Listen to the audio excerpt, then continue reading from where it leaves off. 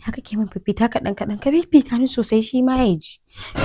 To ta yaya zan fifita ki haɗin ciki ma ya ji fifita? Ina kika taɓa ganin an yi haka? Ke dai in zan fifita kin fifita ki iya Allah. Kai dai kai min fifita sosai a fuska ta zaka dinga yi min. To shi kenan.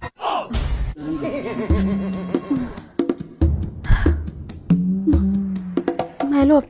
Na'am maman dan baba. San menene? Naman biri nake so in ci. Naman biri. Gwaggwan. Gwaggwan. Shi nake so in ci naman shi. What? To daman wai a biri har da wani gwaggwan? Gwaggwan. Yanzu dan Allah ni yanzu ina zan je in samu wani naman biri. Birin ma wai gwaggwan ni da ba kaura ba. Inda ki hakuri. Maman dan baba ki samu ki dan canza wani dai. Yawa ki dan faɗi wani dai kin gani? Mai dan dama dai. To shikenan muga. Ina damusa. Bakar. Wannan irin muguwan nan. To naman ta nake son in ci mai can idan nan baka kirin ita nake son in ci.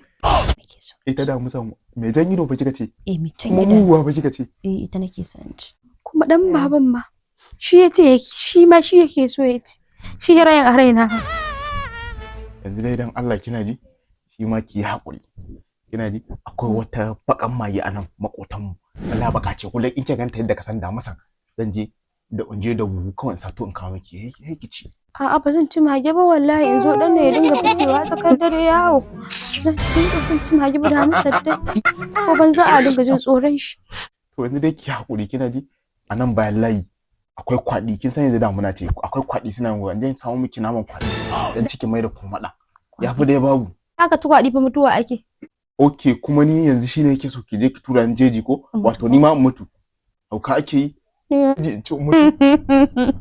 wallahi ba zan ci naman kwaɗi in mutu ba. Ni kuma wallahi ba zan je daji in mutu ba.